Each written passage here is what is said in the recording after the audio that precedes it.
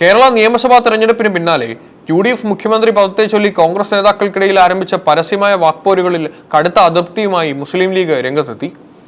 മുഖ്യമന്ത്രി പദത്തെ ചൊല്ലിയുള്ള തർക്കങ്ങളിൽ മെയ് 4-ാം തീയതിയോടെ കോൺഗ്രസ് ഹൈക്കമാൻഡ് ഉചിതമായ തീരുമാനമെടുക്കണമെന്ന് പാണക്കാട് സാദിഖ് അലി ശിഹാബ് തങ്ങൾ വ്യക്തമാക്കി. കേരളം പ്രതീക്ഷിക്കുന്ന തരത്തിലുള്ള ഒരു നല്ല തീരുമാനം കേന്ദ്ര നേതൃത്വത്തിൽ നിന്നുണ്ടാകുമെന്നാണ് പ്രതീക്ഷയെന്നും അദ്ദേഹം പറഞ്ഞു.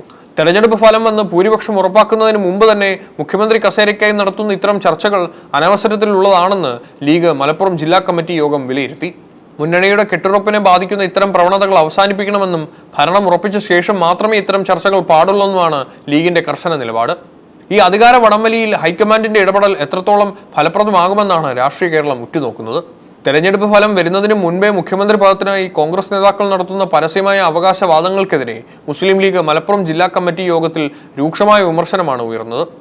നിയമസഭാ തെരഞ്ഞെടുപ്പിന് ശേഷം ഭൂരിപക്ഷം ലഭിച്ച ഭരണം ഉറപ്പാക്കുന്നതിന് മുൻപ് തന്നെ ആരാകണം മുഖ്യമന്ത്രി എന്ന ചർച്ച ചെയ്യുന്നത് അനവസരത്തിലുള്ളതാണെന്നാണ് ലീഗ് നേതാക്കൾ പറയുന്നത്. ഇത്തരം പ്രവണതകൾ വോട്ടർമാർക്കിടയിൽ തെറ്റായ സന്ദേശം നൽകുമെന്നും മുന്നണിയുടെ വിജയസാധ്യതയെ ബാധിക്കുമെന്നും യോഗത്തിൽ അഭിപ്രായമുയർന്നു. കോൺഗ്രസ് നേതാക്കൾ നടത്തുന്ന പരസ്യ പ്രചരണങ്ങൾ മുന്നണിക്ക് ശുഭകരമല്ലെന്ന് മുതിർന്ന നേതാക്കൾ യോഗത്തിൽ വ്യക്തമാക്കി. UDFിലെ ഏറ്റവും വലിയ രണ്ടാമത്തെ ഘടകകക്ഷി എന്ന നിലയിൽ കോൺഗ്രസിനുള്ളിലെ ഈ ആഭ്യന്തര തർക്കം പാർട്ടിയുടെ കെട്ടുറപ്പിനെ ബാധിക്കുന്നതിൽ ലീഗിന് കടുത്ത ആശങ്കയുണ്ട്. മെയ് 4 തെരഞ്ഞെടുപ്പ് ഫലം വരുന്നതുവരെയെങ്കിലും ഇത്തരം പരസ്യമായ വാക്പോരുകൾ ഒഴിവാക്കണമെന്നാണ് ലീഗിന്റെ കർശന നിർദ്ദേശം. ഭൂരിപക്ഷം നേടി അധികാരത്തിൽ വന്നതിന് ശേഷം മാത്രം മുഖ്യമന്ത്രി പദത്തെ ചൊല്ലിയുള്ള ചർച്ചകളാകാമെന്നും നേതാക്കൾ ഓർപ്പിച്ചു.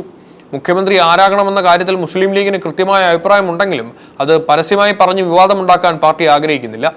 PK കുഞ്ഞാലിക്കുട്ടി അടക്കമുള്ള മുതിർന്ന നേതാക്കളുടെ സാന്നിധ്യത്തിലാണ് കോൺഗ്രസിന്റെ ഈ അധികാര മോഹത്തിനെതിരെ ലീഗ് നിലപാട് ഘടിപ്പിച്ചത്.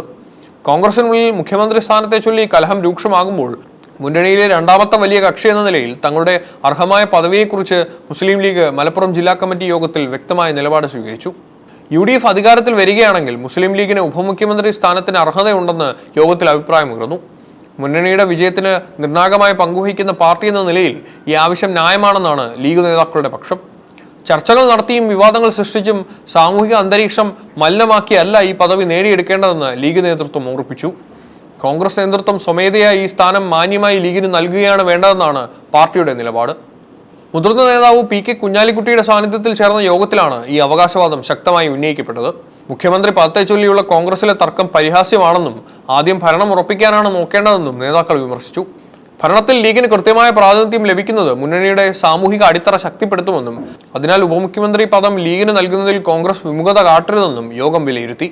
കോൺഗ്രസ് നേതാക്കൾക്കിടയിലെ പരസ്യമായ അധികാര തർക്കം മുന്നണിയുടെ പ്രതിച്ഛായയെ ബാധിക്കുമെന്ന് ഉറപ്പായതോടെ പാണക്കാട് സാദിഖ് അലി ശിഹാബ് തങ്ങൾ വിഷയത്തിൽ നേരിട്ടിടപെടുകയും ഹൈക്കമാൻഡിൽ വിശ്വാസം അർപ്പിക്കുകയും ചെയ്തു. മുഖ്യമന്ത്രി തർക്കത്തിൽ മെയ് 4-ാം തീയതിയോടെ കോൺഗ്രസ് ഉചിതമായ തീരുമാനമെടുക്കുമെന്ന് പാണക്കാട് സാദിഖ് അലി ശിഹാബ് തങ്ങൾ മലപ്പുറത്ത് പറഞ്ഞു. കേരളം ഒന്നടങ്കം ആഗ്രഹിക്കുന്ന തരത്തിലുള്ള മികച്ച തീരുമാനം കേന്ദ്ര നേതൃത്വത്തിൽ നിന്നുണ്ടാകുമെന്നാണ് ലീഗ് പ്രതീക്ഷിക്കുന്നത്. ആരാകണം മുഖ്യമന്ത്രി എന്ന കാര്യത്തിൽ മുസ്ലിം ലീഗിന് കൃത്യമായ അഭിപ്രായമുണ്ട്.